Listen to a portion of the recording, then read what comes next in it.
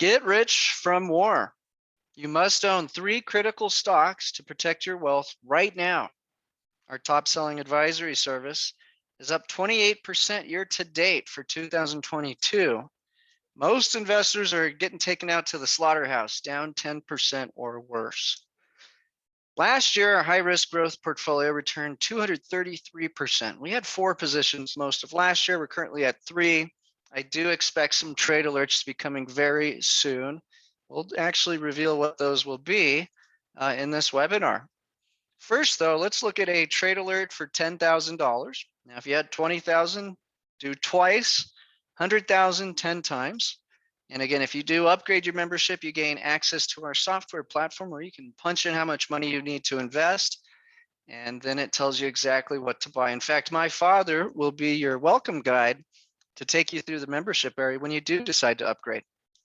Step 1, let's protect against stock crash insurance. 71 shares. 2020, when the stock market fell off a cliff, UVXY went up 1,100%. So if you had 10% of your portfolio in the crash insurance and 90% went to zero, at the peak panic, even if you'd done nothing, you would have had a 10% return, and investors were freaking out. This year, we've seen the VIX go up as much as 80%. It's back down to 24. We haven't touched it. Unless it goes to an extreme valuation, I don't typically touch our crash insurance. It's there in case something unpredictable occurs that creates significant pain in the markets. We just have not had a vicious crash. We've had a nice sell-off since December due to the bond market tanking, but nothing to freak out about. Step 2, buy our favorite asset. Our whole strategy is really designed to allow you to hold Ethereum over the next decade, okay? If you just held Ethereum over the last 5 years, you're up 20,000%. So our whole system is designed to remove the volatility of owning this critical growth asset that's really going to shape the future of finance. 179 shares of ETHE. This is brought to you by a company called Grayscale Trust, managing tens of billions of dollars. They're massive. You can buy it in your stock trading account. That way you don't have to worry about getting hacked, keys, Coinbase, all that sort of nonsense. That's really a young man's game. And for most investors, ETHE is the far better way to get exposure. Now, I'm expecting we could double our money this year, maybe more, but I'll be very happy with a double with ETHE, and probably leading into summers when I think we're going to see this melt up. So don't wait. Here's that beautiful chart of Ethereum. And again, this is, if you were to buy it at Coinbase, what the chart looks like. ETHE is the same thing, okay? You're going to own the exact same thing, but protected in your stock brokerage account. It's down just about 50% from its recent high. That happens all the time, completely normal with growth assets of this nature. So we think this is a beautiful entry point to go long Ethereum. Now, again, if you've been holding since 2017, 21,000% return, just astonishing.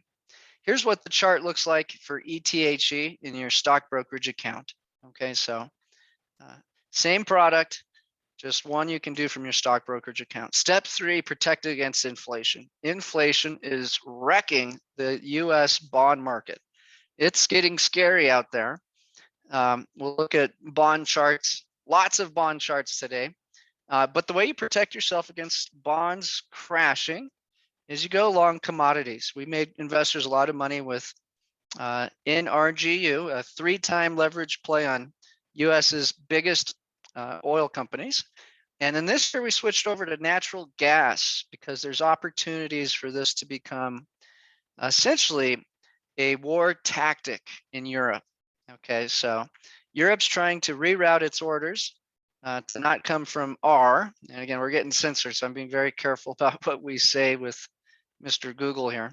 But Europe wants to reroute the orders out of R for natural gas. Okay, this is going to drive up the cost because their current setup's very sweet. There's these massive pipelines that make it very efficient to deliver natural gas to all of Europe. Trying to ship it all across the globe is obviously going to drive up those costs. Boyle gives us exposure to US natural gas And again, this is looking like it's going to continue melting up just on its own. If Mr. P doesn't use it as a real war tactic. If he really wants to put pain on Europe, he turns off those pipelines, and then 25% of Europe's electricity goes out. It would be a huge disaster. So no matter how you cut it, unless these sanctions reverse, we want to own commodities. Right now we like BOIL, 80 shares of BOIL. Here's that chart, up 81% this year. So we made a lot of money for investors with BOIL. And then last year we did a lot with NRGU. Let's take a look at the total portfolio on a table format. Now on the defense, this is typically assets that make money if the economy is shrinking. So if there's deflation. So again, if stocks are crashing, typically happens if people are going bankrupt and they're having to liquidate all their assets, which can create a domino cascading effect. You want to own UVXY. Currently, that's our only defensive play. In a normal world, I would love to own US government debt as a deflationary position. But we've been smart to be out of that since the big lockdown in March. We sold for a massive, massive profit in March of 2020, our TLT position. We've been out ever since. It's getting more attractive. There probably won't be too much longer till we start to consider a treasury position, potentially a short oil position, but I'd need to see sanctions reverse. I think there's no chance of that happening at this point. So right now, UVXY is our only smart defensive hedge. On the offensive hedge, we're looking at inflationary assets. And now what's funny is one of them could cause the markets to tumble into a deflationary cycle, and that would be energy costs going up too much. So on the offense, we currently have ETHE. Okay, we've got 179 shares of ETHE. That's representing 46% of the portfolio currently. We've got BOIL sitting at 80 shares, representing 43% of the portfolio. Okay, so that's what our current trade recommendation looks like. You have your deflation hedge with UVXY. That's what we call the stock crash insurance. It's at 10% of the portfolio. We've got growth. Okay, if yields are falling and we're looking for assets that can grow over time, Ethereum's the fastest growing technology potentially in history. It's actually outpacing the growth of the internet. So just really exciting times coming up to be long Ethereum. Now, if we look at companies like Apple, Amazon, Microsoft, Google, it took them at least 30 years to just get to the size they are today. Ethereum's only really 5 years old. So if you ask me how long we're going to be holding Ethereum, probably another 30 years at a minimum. I mean, would you sell your Apple or Google or Amazon today? For what? There's really not a lot of options. So Ethereum's our big growth asset. The whole system's designed to allow you to hold that with low volatility. Okay, so that's our growth. The value asset or the inflationary hedge is your commodity play with BOIL. Okay, so that's really how we're positioned.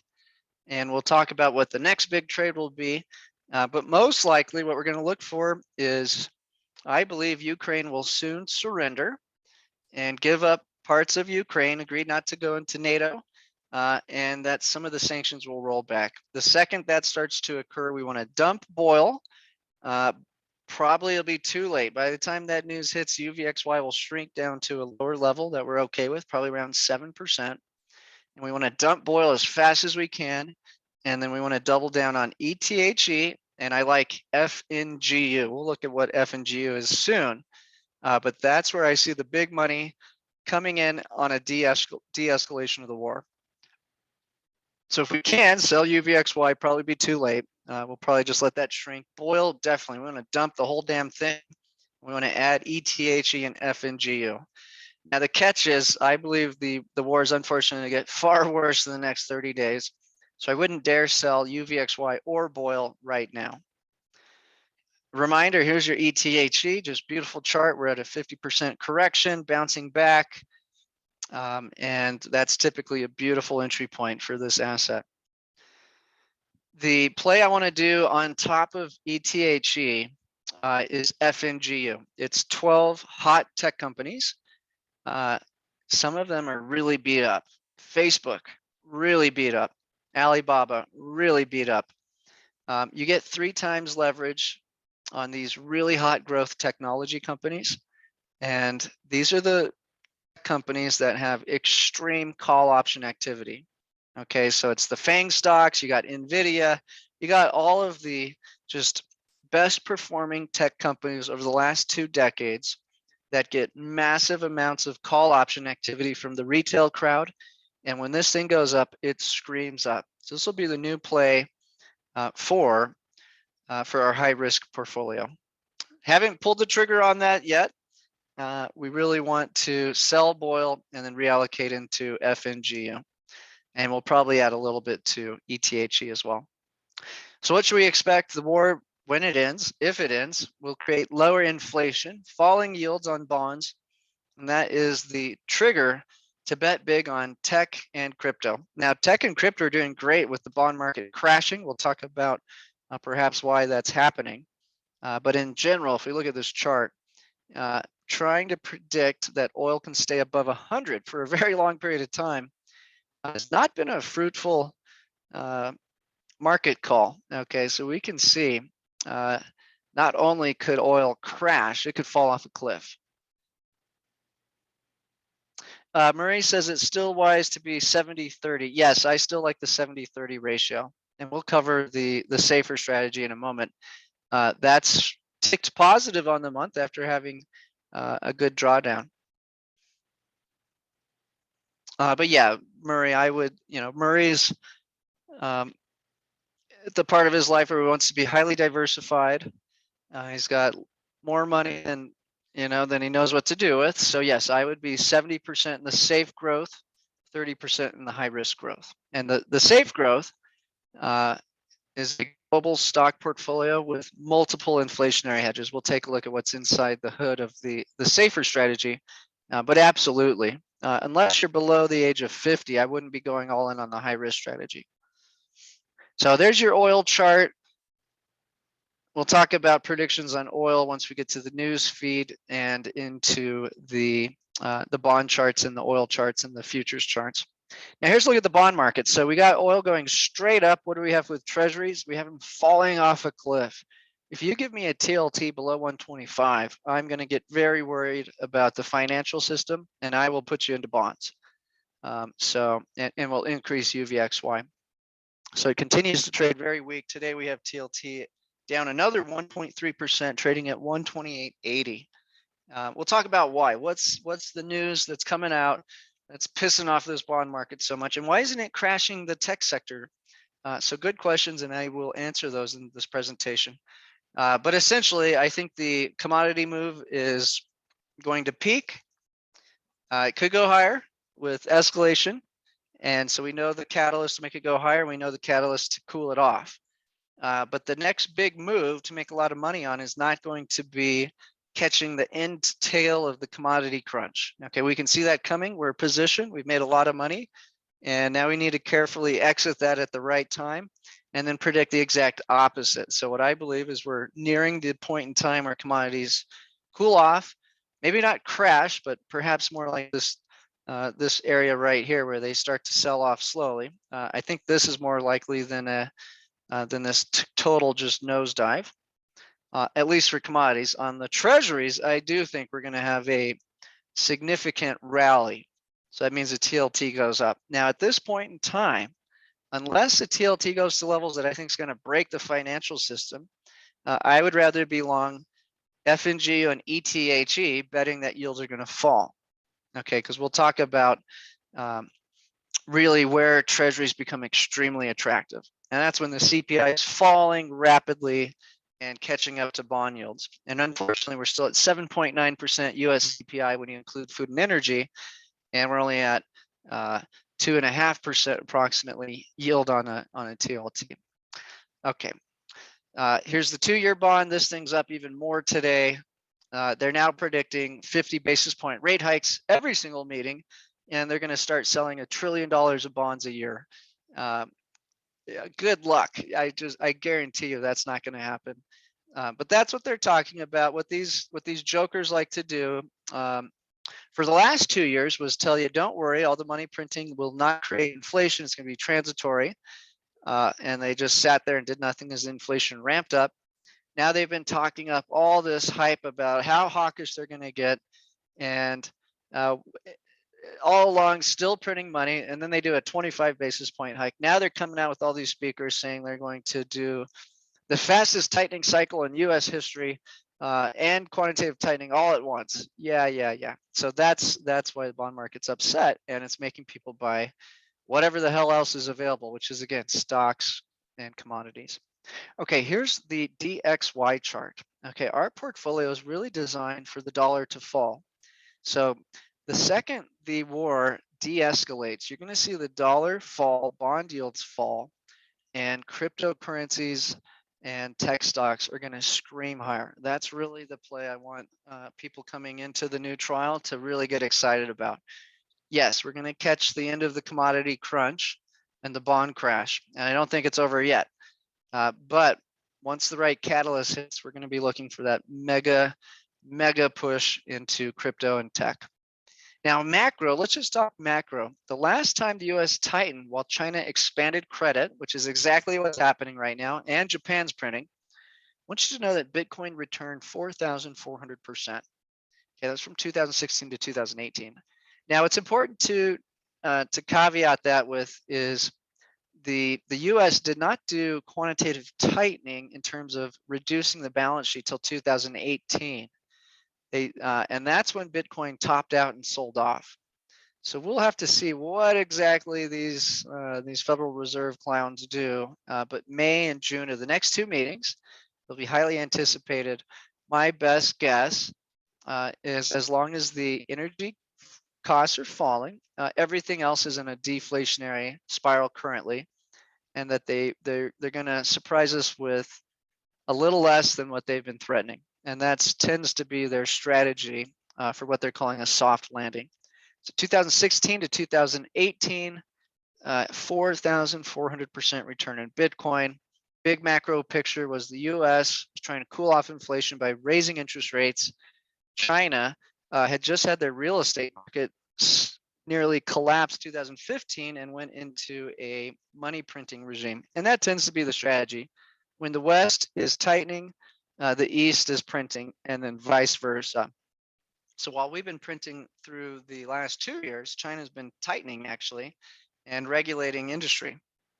So we're living in a world where cash is trash, bonds are still garbage. They're getting more attractive by the day, but they got a lot to catch up to the CPI. Investors still have no choice. Stocks, cryptocurrencies, commodities are likely going to melt up until bonds become attractive again. And that means the CPI needs to start falling into the direction of the interest rates. And right now there's a huge discrepancy, 7.9% CPI, 6.4 if you exclude food and energy. And meanwhile, your long end bonds only paying out 2.5. So that's just not a good deal.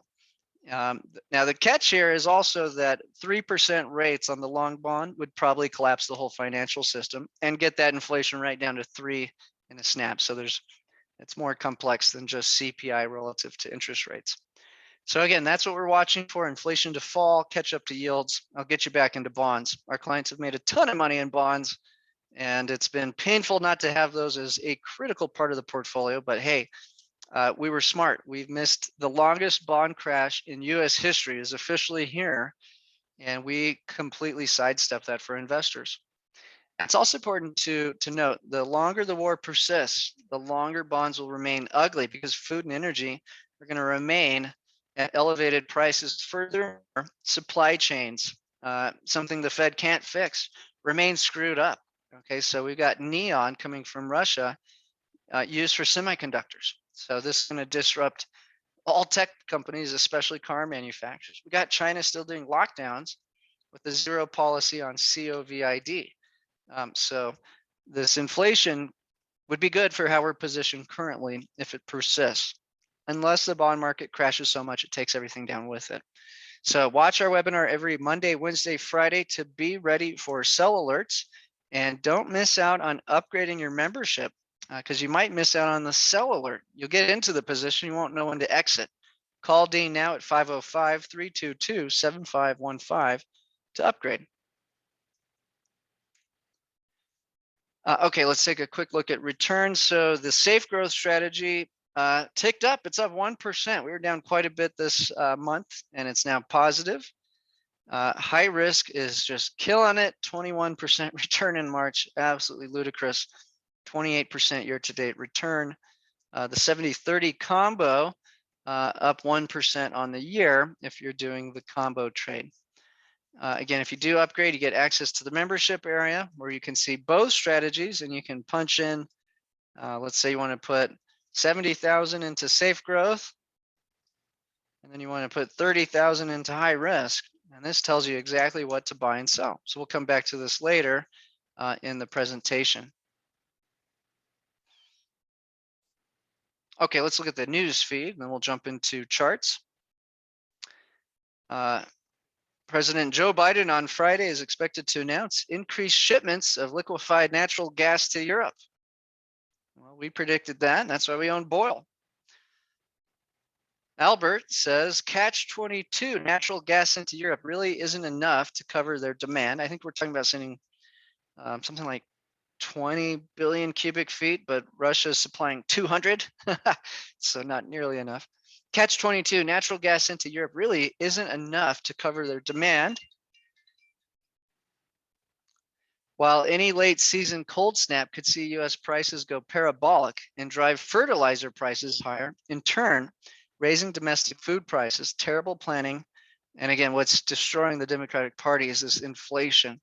There's funny polls. They've successfully convinced Democrats that the inflation is all Russia's fault. Independents and Republicans aren't buying into that, but some interesting polling. Yeah, okay, so here's the exact numbers. Chigirl US EU strike LNG natural gas deal as Europe seeks to cut Russian gas. The United States will work to supply 15 billion cubic meters. Okay, again, Russia's currently sending 200 billion a year. Plunge Protection Team says when that 1.7 trillion in the reverse repo wall of cash flows back into risk, accelerating hikes as the reopen trade rips. Not an insignificant chance the bears are going to get less and less complacent. So he's a big fan of buying the banks with XLF.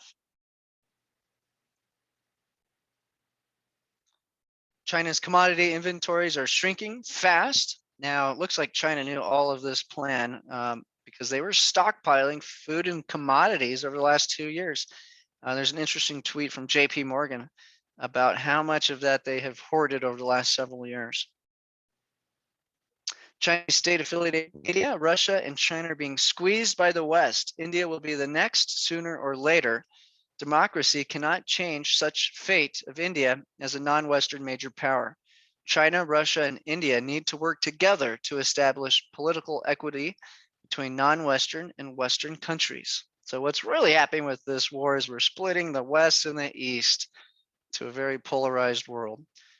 This is going to probably have major implications on supply chains and the globalization of corporations. Federal Reserve says, what's a central bank digital currency, CBDC? Zero Hedge says a dollar which can be turned off with a flick of a switch. China's launched theirs. Bill Gates says in February of 2020, we had a degree of optimism that the world was better prepared to respond to COVID. 2 years later, we gathered to discuss lessons learned that might help us prevent the next pandemic. Candace Owens says, and by prevent, he means plan. Unfortunately, that does seem to be the case. Zero Hedge, the Saudis have made it clear they're not going to answer American requests for extra oil output until President Biden deals with the Houthis and with Iran's support for armed proxies. Biden's choice, Iran deal or Saudi output. So yeah, problems with getting the supply of oil up. And of course, we're not looking to increase US output. Still unbelievable, but that's makes you wonder, what is this all about? Perhaps the real goal of all of this is to create inflation. This Anders guy thinks Ukraine will win the war within a month. I don't think so, but we will. Either way, if there's a de-escalation of either, we're going to look for sanctions. If the sanctions roll back, we got to get out of oil. And again, if energy costs are going down, yields fall, we know what to buy. ETHE, FNGU for high risk. If you're in the safe growth strategy, you're going to expect to increase your Bitcoin position and your triple Q position. Valina says Germany has shot itself in the foot because of the exit from nuclear energy and the coal closures, and remains too vulnerable due to the missing renewable output. Natural gas, LNG diversification push away from Russia will take longer than 2024 due to the lack of serious preparation. So Germany says they need 2 years to get their orders rerouted. Otavio Costa thinks the 10-year yield is going to go out of this range. Not for long. I highly doubt it. So the reason these yields have been in this band is completely due to the growth of debt. And the larger the debt grows, the lower the yields must become over time. So while I've been out of bonds, we do understand how critical these interest rates are as debt grows. And so we're very close to a level where I would buy treasuries. So if it rebounds from here, I'd prefer Ethereum, FNGU, triple Q, Bitcoin. If it's going to break out of this channel and go to levels that starts to essentially rip apart the financial system, and then we wouldn't want to own the growth assets, we would want to own the bonds themselves. Black Swan says what's happening in the bond market should not be ignored. This is going to blow out the housing and equity market, particularly the QQQ. These kinds of moves are absolutely unprecedented. We'll take a look at that bond market. Apparently, Biden told the 82nd Airborne they're going to war in Ukraine. It was an accident. Lynn Alden, the modern financial system is based on the premise of constant and relatively smooth growth indefinitely, including persistent credit growth. War and commodity shortages threaten the whole model. A low leverage system can take shocks. For example, a solid business with little to no debt can have its cash flows go up and down based on economic conditions without blowing up. Up years are fun, down years aren't, but it's okay either way. A high leverage system can't take shocks. If businesses, households, and sovereigns are highly levered, it requires constant growth to avoid a systemic meltdown. Lack of sufficient commodities makes it very, very hard to grow. Households and companies then have trouble serving their debts, and those creditors then have trouble paying their own debts. Employment slows, tax revenues fall, sovereign deficits widen, and get monetized by central banks. In a low leverage system, high commodity prices can result in recessionary conditions, higher interest rates, and thus less demand. The demand side shrinks to match the tight supply side. Meanwhile, new capital is incentivized to come in and bring new commodity supply to the market. But such a high leverage system blows up if it encounters those recessionary and or high rate conditions. This result is usually currency devaluation, stagflation, like an emerging market recession rather than a typical developed recession. Besides financial leverage, one must also consider social leverage. In times of relative political unity and a strong social contract, people are willing to go through hardship and sacrifice, viewing it as being in this together. But in times of unusually high wealth concentration, strong political polarization, cultural wars, decaying institutions, people have a much lower threshold for hitting a breaking point, protesting, becoming extreme. When the PAD-EMIC hit in 2020, governments printed trillions of dollars. Investors were shocked, but historians were not really. Governments did so because they were so financially and socially leveraged that they couldn't take a shock and move on. Too leveraged for that. Similarly, the system is not well prepared for commodity shocks, either shortages or price spikes. Nor is it prepared for any degree of deglobalization and a shift from supply chain efficiency towards supply chain resiliency. So this whole war is doing everything that would shock the financial system. in terms of commodity shocks, changing supply chains, and deglobalization. Again, out of what's efficient, using China for everything, what's resilient, doing it yourself. 10, 20, or 30-year back tests during structural globalization and disinflation are not very informative here, yet people use these shorter term models. Here's her little charts. So she's looking at banking and debt. So the debt to GDP is not at those 2008 or Great Depressionary levels yet.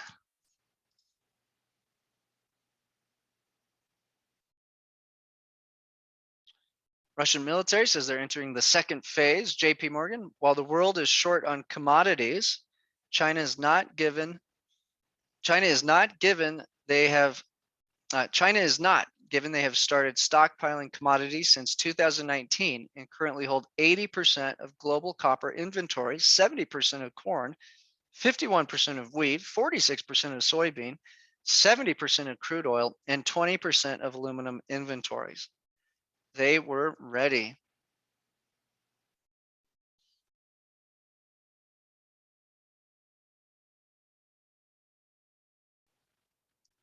A lot of talk on both sides about these biolabs in Ukraine. So we'll see. We'll see if this escalates to something more serious than just bombs, bombs, and bombs, and bombs. This is China saying it was Russia's responsibility to invade because there was biolabs being developed on their border. Markets pricing in 8 more rate hikes in 2022. There are only 6 meetings left, so 2 would have to have 50 basis point hikes. Willie Woo says macro headwinds versus Bitcoin fundamentals. On chain, spot demand keeps climbing, futures demand returns. Capitulation has signaled, the market has fully reset, accumulation has already happened. He's getting bullish on the Bitcoin rally ahead, potentially.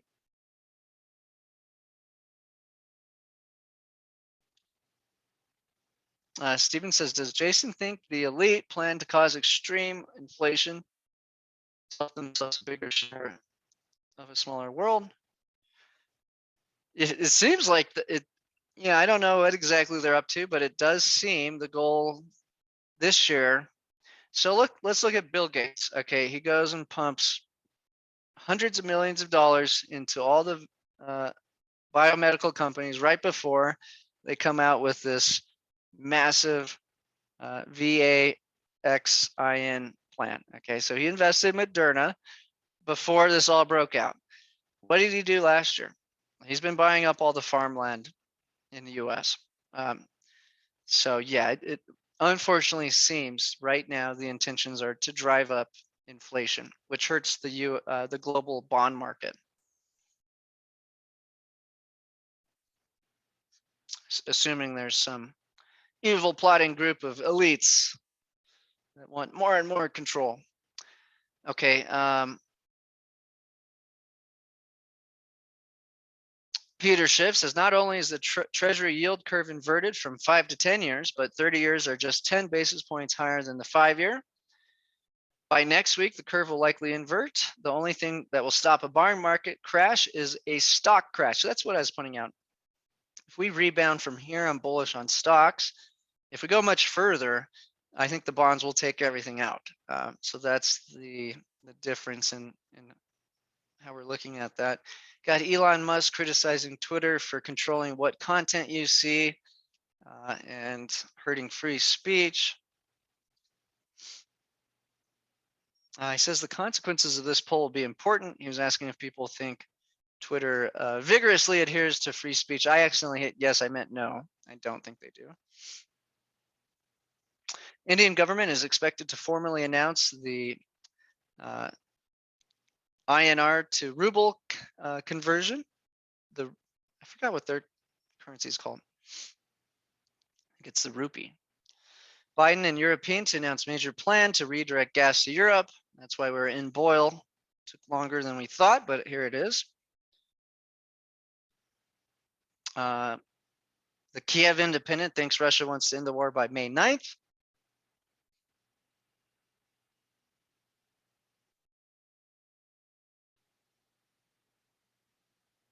Robert Barnes says, looks for media leaks in coming days where Intel folks on background start admitting Russia is doing better than they expected. Why? They know the narrative is weeks from collapse due to the reality on the ground military, the globe diplomatically, and the home economically. Biden administration advising Zelensky to make a deal with Putin and surrender part of Ukraine. China will be Russia's sole economic and financial lifeline in coming years. I don't know about that. Relationship will be highly unbalanced. Chinese economy is far bigger than Russia. Russia is only a minor trading partner.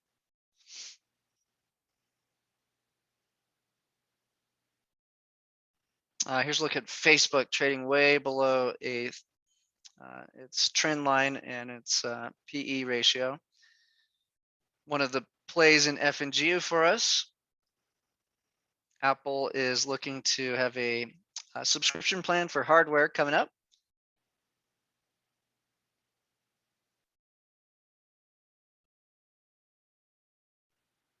Biden was on TV yesterday saying, with regard to the food shortage, it's going to be real.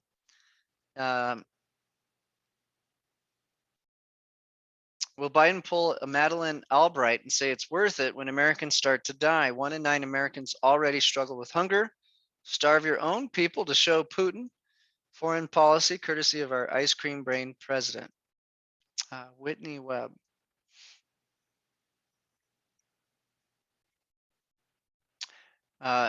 Russia probably prepared for the invasion through 2020, 2021. This is a chart of the gas supplies. They've been slowly cutting off the gas for 2 years. So I was wrong. They were averaging 200 to 300 cubic million all the way to 2019, and they cut it dramatically. I don't know the whole story about why they've done that, but clearly they've been, China and Russia have clearly been planning for this.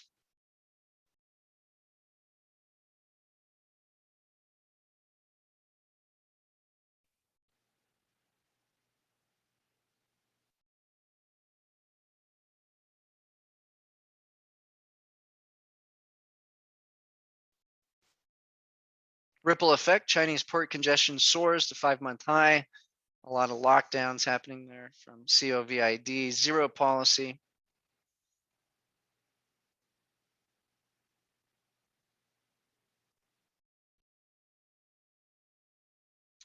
From what I can see, Russia has no plans to stop until Ukraine surrenders. I think that's most likely what happens here.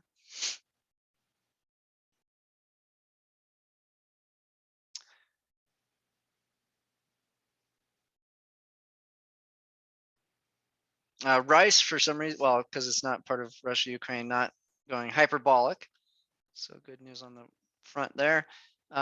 Zero Hedge says, spot the soft landing, looking at all the times the Fed does rate hikes. Now, I want to point out, they usually get away with a couple years of rate hikes before bond yields get so high it snaps things.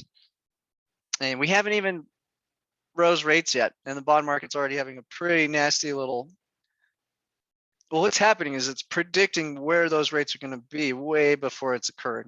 So I think it's pretty much priced in all these rate hikes already. And so any deflationary surprises will pull those bond yields back. So yes, they're going into a rate hike cycle. Should we freak out right now? No.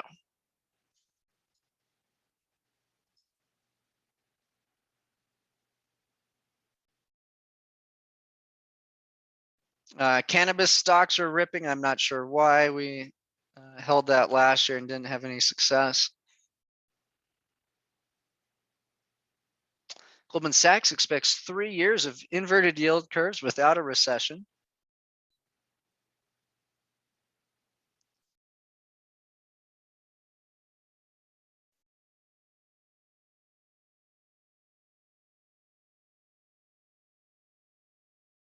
David Tracy says all these junk companies in the NASDAQ will go bust if the Fed actually raises rates anywhere near 2%. They won't be able to make debt repayments. Albert says fact, which is why Yellen is trying to force the Fed to not raise rates. Democratic donors are in the crosshairs. Robert Barnes says rubles, gold, or Bitcoin now accepted over dollars and euros for Russian gas, beginning of a global shift.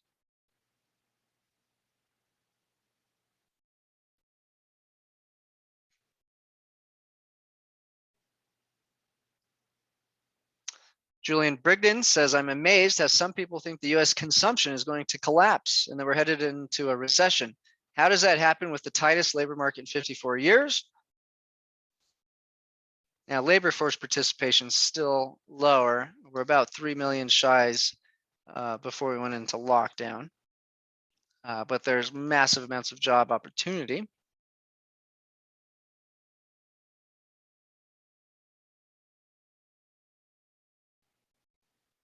Here's a look at trade.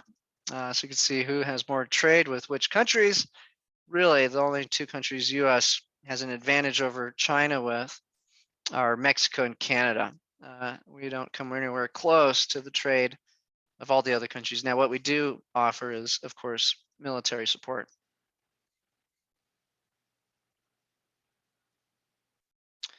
Okay, and here's the gasoline and distillate stocks.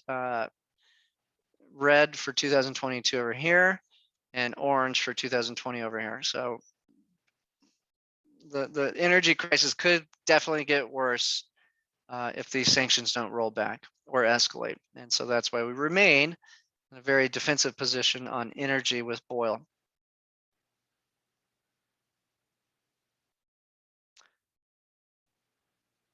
Okay, very good. So that I believe are the, and here's your some more rates. So are we going to start seeing pain in the housing market? Keep an eye on that. Okay, very good. Let's look at charts. So here's that bond market just going straight up. This is one of the biggest bond crashes in history. So now to point this out, we had a similar move. So last year, from November through March, we had rising rates, and then we had a deflationary pullback. The yields came down. You got that massive run up in crypto and the NASDAQ. And then right here, right around December, we've got this rate shock. So I think it's very close to peaking out and falling is my general prediction here, or at least trading relatively sideways and not going straight up. Here's the 10 to 2 year yield curve. Now, if you look at the 3 month to 2 year, there's a huge spread. So some people prefer that as the recessionary prediction. That one's not predicting a recession. The 2 and 10 is not either. It still has a 20 basis point spread. But if we zoom out a bit, this is what everybody's talking about. Now, again, it's really the spread rising after inverting that tends to cause the crash. So we're nowhere near that to be worried about it. Here's a look at the yield curve. Earlier in the week, the 3, 5, and 7 were all above the 10-year. So not currently there. Now, again, if you have questions, use the chat box. I see people raising their hands. So find the chat box. You can type your questions in and I'll respond to those. So yeah, the yield curve keeps flattening and inverting, not good. 50 basis point rate hike in May seems to be guaranteed. I think the dovish surprise would be waiting to start quantitative tightening.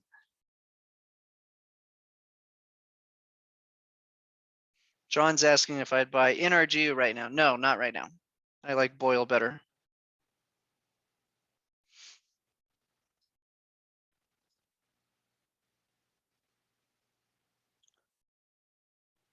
Okay, here's our VIX futures term structure. This is what UVXY is playing, just so we all understand the product. For us to make money, we want the front month to go above the second month. And so it's in contango. We want it to go into backwardation. So basically, the S&P 500 has to fall generally for that to happen.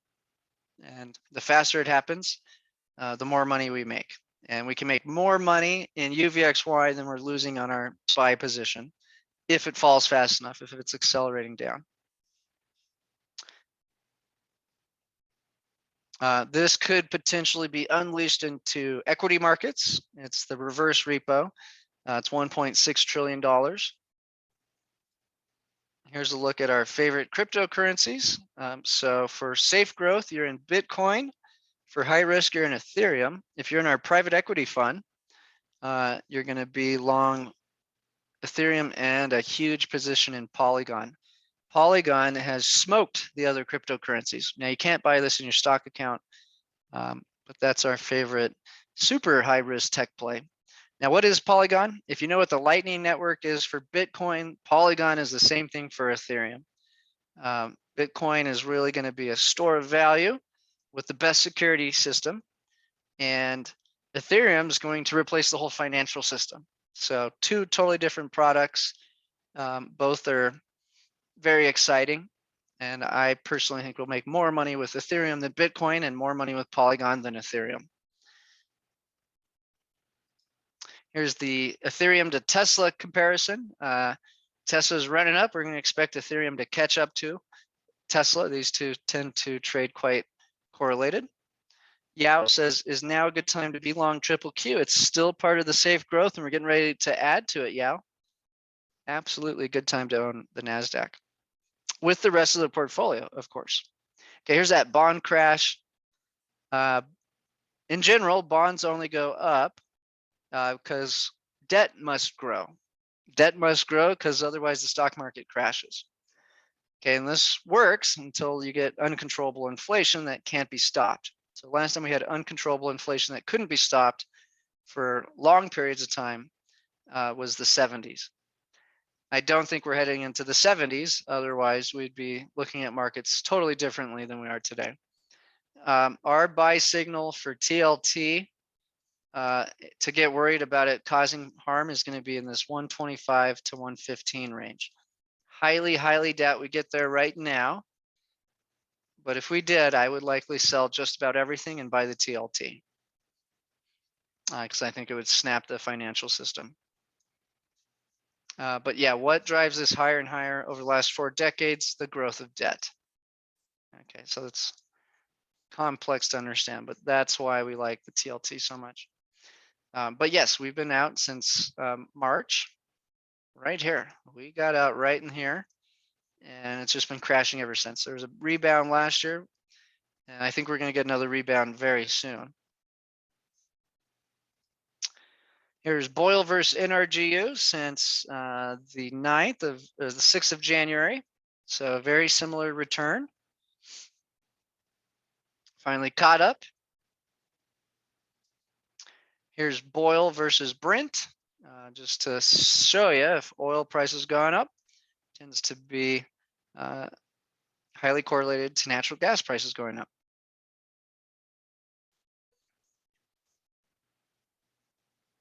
Now, lumber futures last year predicted a sell-off in oil 2 months early. So we're watching those. We do know that interest rates on mortgages are going up. We know mortgage applications have slowed down. We've seen a slight sell-off in the number of houses. So we could understand why lumber costs could be falling here. But in general, it's just giving us more of a feel for how much inflation is still worked into the system. And so in general, I think the system is ready to slow down and cool off in terms of inflation. Yeah, Matic is Polygon, Ashok.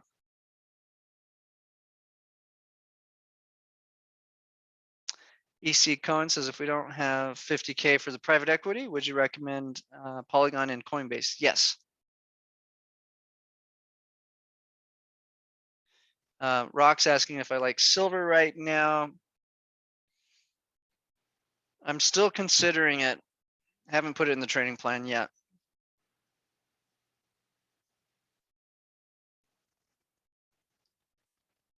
So the big question is, when's the war end? Okay, if this is going to be a multi-year war, Putin's not stopping at Ukraine.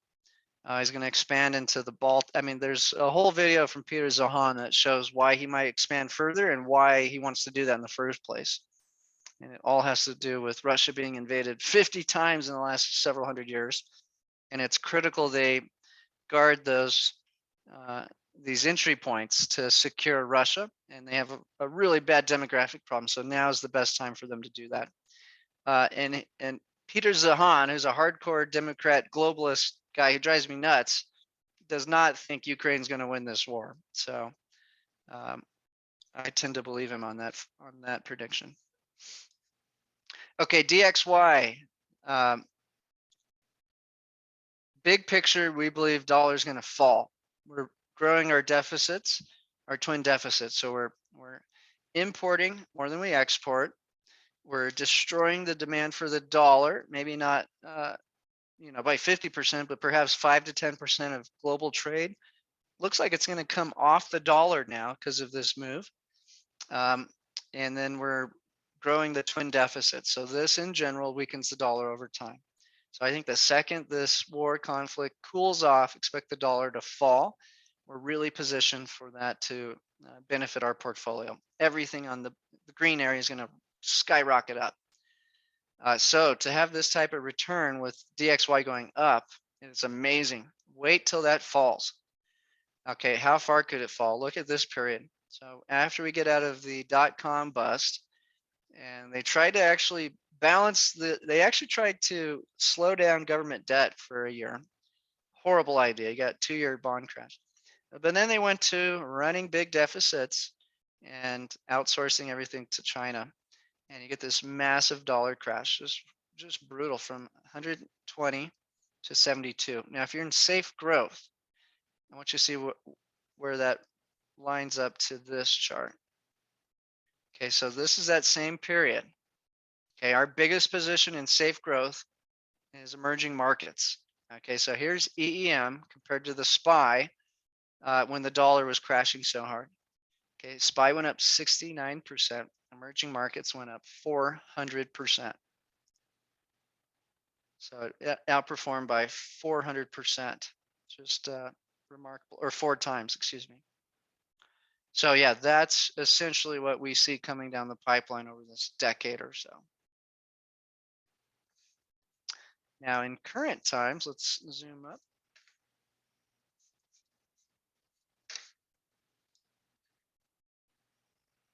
So over the last year, US has been printing like a madman and injected $3 trillion in debt.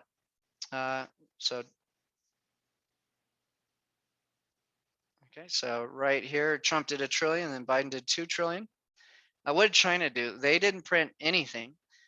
They just sat back, collected US dollars. They went and started regulating, blowing up all sorts of industries, popping bubbles. And so emerging markets underperformed for this last year. What's coming next? Well, most likely we're going to have split government. Okay, so it looks like there's 0 chance of much more stimulus passing. They did a $1.5 trillion deal to keep the government funded, but no new extra spending. So it's still a lot. And the Fed's going to tighten. Okay, meanwhile, China's going to loosen credit, lower interest rates, and pump trillions of dollars into their economy. So I expect emerging markets to greatly outperform the SPY over the next several years, and for the DXY to fall. That's really what I'm expecting.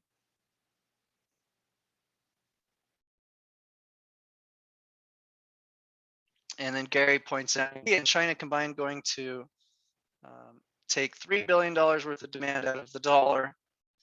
Does that weaken the dollar? Yes, yeah, exactly. Certainly nothing about, I see 0 benefits to the US from what's happening in Ukraine. Absolutely nothing. All of this benefits Russia, China. Okay, here we have Alibaba, Tencent, and Taiwan Semiconductors. What I'm observing is I want to see Alibaba and Tencent outperform Taiwan Semiconductors. And this would tell us that China is going to stop regulating and start trying to promote growth, because that's where we're really positioned for that. If we zoom out, here's why. You can see this huge discrepancy in return over this period. So they're both in the same EEM index, but you can see Tencent and Alibaba have been hurt far more than Taiwan Semiconductors. So we're starting to see that. You can see this from here. You can see a massive jump in Alibaba, 47%. Taiwan Semiconductors. So I think we're here. I think the time to be long emerging markets is here. And in safe growth, you have a huge 25% position. In high risk, we'll get that exposure through F and G.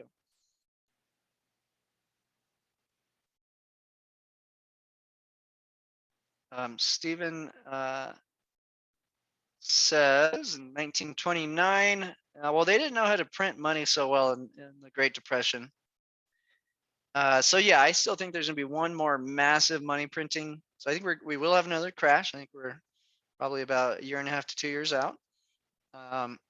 And that probably be either the bond or stock market, and there'll be another round of QE that's going to be even bigger than this round. And then that might be where we come into a more inflationary long-term problem. We'll see when we get there, but for now, I don't think we're gonna have bonds crash indefinitely like we did through the 70s. Okay, Europe we have exposure to in safe growth. In general, the safe growth strategy wants a global stock portfolio, so it has all the big indexes. So Europe regained all of that war losses and looking good. Toyota Motors, which have been selling off, rebounding nicely.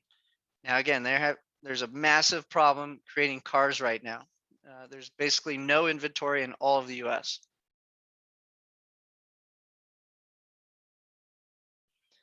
Sean says, why not keep oil even after the war is over? Well, I think the reason why oil's at such, you got to realize these commodity prices are at extreme levels, very dangerous levels. I definitely want to sell oil as soon as we see the war ending. Buy back at a much lower price, sure. Definitely an important part of the portfolio, but it's way overdone. Okay, IWM, we're not playing, but we're watching for a crash. Nothing happening in that front. Here's safe growth's alternative energy plays, rare earth metals and uranium. The only other one we would consider is copper miners, but we're getting better return with rare earth metals. Elon Musk is saying in 3 years there's going to be nowhere near enough lithium for the batteries. So lithium, cobalt, we get out of rare earth metals, a bunch of Chinese mining companies. And so as long as we don't start sanctioning China, I'll be bullish on rare earth metals. And I think we just won't mess with China because we're too dependent on our supply chains there. Okay, here's the gold to silver. Considering a AGQ play for silver, at least to spice and diversify the portfolio out a bit. Probably would put it into the safe growth strategy. Maybe a little bit in the high risk. We'll see. I don't have a high conviction on gold at this point compared to cryptocurrencies. Okay, so the next core inflation print, I believe, will be below 7. I'm hoping it'll be like 6.8, and that this will be the peak inflation print for the year.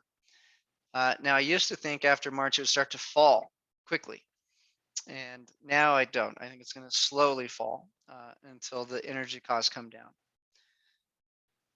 So that means more trouble for bonds, essentially. And as long as the bonds don't crash the whole financial system, it will force everyone into the assets we're long.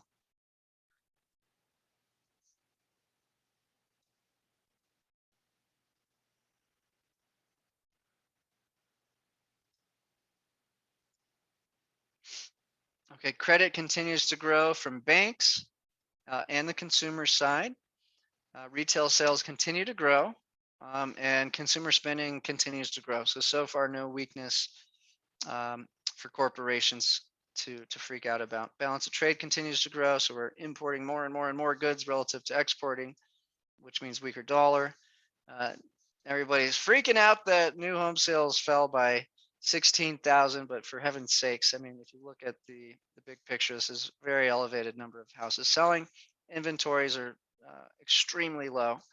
Now, supposedly there's a lot of houses being built, but in general, not seeing the risk of a housing crisis right now with those rising rates. China is still importing and exporting massive amounts of goods. Balance sheet has topped out at $8.96 trillion for now. They're trying to say they're going to get away with selling $3 trillion of bonds. Give me a break. So here's where here is the peak of Bitcoin right here. So let's see if I can zoom in. So from 2016 to 2018, they slowly hike rates, and the bond market's yields are rising this whole time. And then they decide to start rolling off the balance sheet. So they got away with selling. Look at this. They sold $700 billion worth of debt into the market before they crashed the whole damn thing. So if you think you can go run up the balance sheet from 3.7 trillion to frickin' 9 trillion and then run off $3 trillion, give me a break. There's no way in hell they're going to do it. And they got midterms coming up. So I think the game they're playing is talk a lot of talk and then deliver less and see if the market likes it. And then hope the real issues for the inflation resolve on their own. Okay, Europe's continued to grow its balance sheet, and now Japan's printing again. So a big jump from Japan. All right, very good. So now we're going to go into the exact asset allocation for both strategies, talk strategy and what our trade alert will be, maybe as early as next week. But we might be holding on to these exact positions another week. I'm not going to lie. It seems like we're weeks away from some sort of resolution in the war, I'm afraid. This is where your video ends. If you're not a paid member, call Dean. There's 3 spots at a special deal each day at 505-322-7515.